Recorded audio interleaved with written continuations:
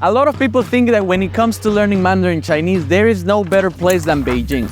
After all, it is the capital of the country and the home of the most standard version of Chinese. But what if I told you that the perfect place to learn Mandarin isn't surrounded by skyscrapers or drowned out by city noise? Imagine a place where learning Mandarin isn't just about textbooks, but about taking in breathtaking landscapes and making friends from all around the world. A place where you don't just learn Mandarin, but you actually live it. My name is Max, and today I'm gonna share with you 5 reasons why you should drop the Beijing bandwagon and come to Yangshuo instead. Number 1 is the cost of living. In Beijing, you're gonna spend a lot of money in accommodation and transportation as well. And we haven't even begun to talk about all the money that you're gonna spend going out with your friends and eating out in restaurants, because Beijing has some of the most expensive restaurants in the whole country. And that leads us to number 2, which is distraction. In a city as big as Beijing, it is impossible not to get distracted with all the different options that the city offers. The thing is that Beijing has everything from international restaurants, clubs, shopping centers, and anything you wish you could find in a megalopolis such as Beijing. And as you may already know, we can all be victims of FOMO, which is fear of missing out. It used to happen to me a lot in Shanghai because all of my friends wanted to go out and I wanted to stay and study. But in the end, you do end up joining them and spending less time studying and of course spending more money. And eventually you end up falling in number 3, which is expat bubbles. The problem with the city of Beijing is that it has a lot of expats from all around the world, and it is very easy to end up hanging out just with them and not practicing Mandarin at all. Actually, in this kind of cities, you can find a lot of people who have been here for over 10 years and they don't speak a single word of Mandarin. That is quite common in cities like Shanghai, Beijing, and Guangzhou. The truth is that when you live in a city like that, you just don't need it. You go to the movies, if you go to a restaurant, they usually have all the menus in English, and you can often find waiters who speak English. So now let's talk about number 4, which is long commutes. In a city as crowded as Beijing, you're gonna spend hours in public transportation. It doesn't matter if your destination is just like